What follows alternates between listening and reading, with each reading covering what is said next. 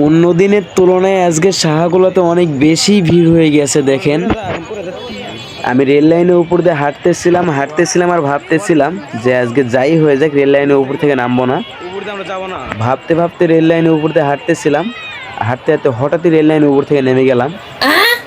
কারণ রেল লাইনের উপরে অনেকগুলো লোক দাঁড়াইছিল। তো দেখেন আজকে শাহগুলাতে অনেক বেশি ভিড় হয়েছে। শুক্রবার মানে এটা একটা ছোটখাটো মেলা জানতাম, কিন্তু আজকে যত পরিমাণ লোক হয়েছে, মানে বড় একটা মেলাতেও হয়তো এত লোক হয় না।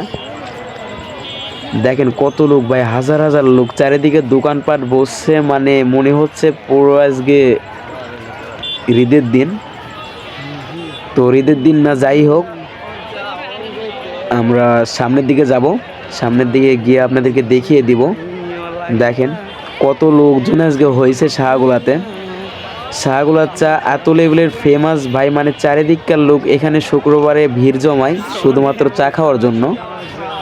কিন্তু এখানে তো দেখতেছি চারিদিকে অনেক কিছু দোকানপাট বসে গেছে। এই লোকটি আবার রেল লাইনের উপরেই দোকান দিয়ে ফেলেছে দেখেন। তো আমরা সাইড দিয়ে চলে যাব। দেখতে পাচ্ছেন চারিদিকের শুধু দোকানপাট আর দোকানপাট, আর মানুষজনের তো অভাব নাই। মনে হচ্ছে হাজার হাজার মানুষ আজকে ভিড় করছে শাহগোলাতে।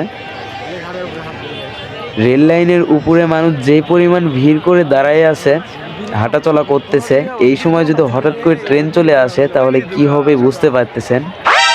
আপনারাও সবাই চলে আসবেন শাহগোলাতে চা খাওয়ার জন্য, কিন্তু আসার সময় আপনার গার্লফ্রেন্ডকে নিয়ে আসতে ভুলবেন না, কারণ গার্লফ্রেন্ডকে না নিয়ে আসলে কিন্তু আমার মতো একা একাই ঘুরতে হবে।